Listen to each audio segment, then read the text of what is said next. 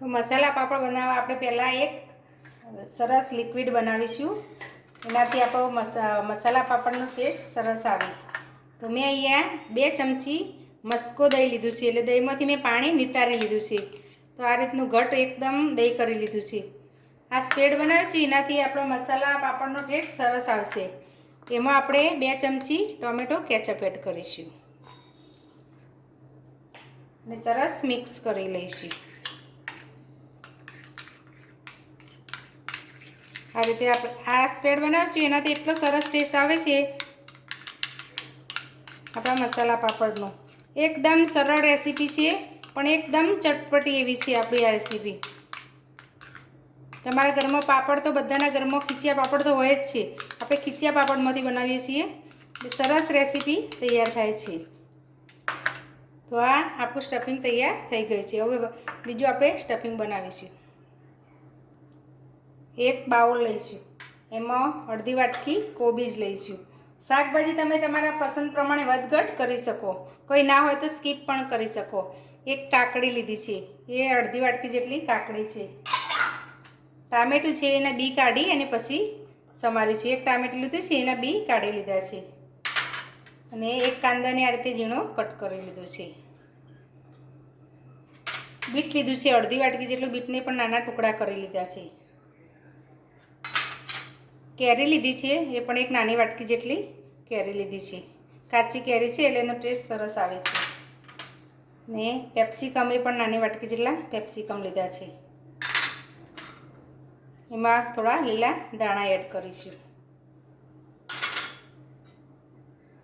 હવે સ્ટફિંગમાં આપણે મસાલા કરીશું.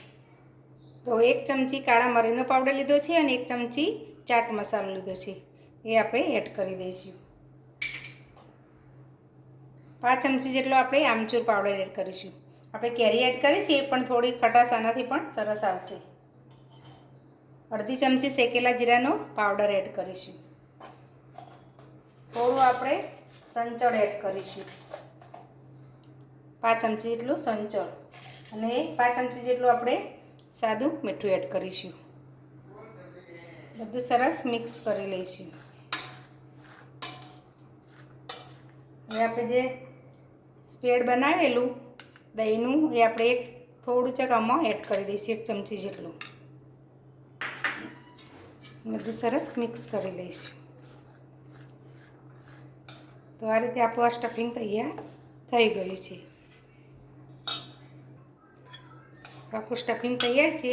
હવે આપણે પાપડ પર એસેમ્બલ કરીશું. તો મેં અહીંયા ઘઉં અને ચોખાના મિક્સ પાપડ લીધા છે. ખીચિયા જે પાપડ આવે છે, એ પણ ઘઉં ચોખાના મિક્સ લીધા છે. તમે એકલા ઘઉંના કે એકલા ચોખાના હોય તો પણ લઈ શકો. અને એને મેં તળી લીધા છે.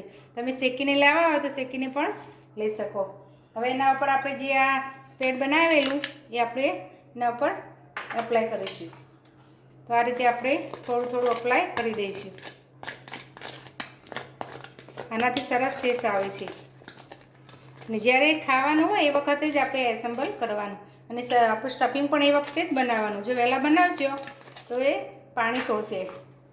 હવે એના ઉપર આપણે આ સ્ટફિંગ એડ કરીશું. સ્ટફિંગ આ રીતે હાથથી જ એડ કરીશું, એટલે સરસ બધી બાજુ આવી જાય. સ્ટફિંગ તમારે જેટલું વધઘટ કરવું હોય તો તમે કરી શકો. હવે આ ઉપરથી થોડી ઝીણી સેવ લીધી છે, એ આપણે એડ કરીશું.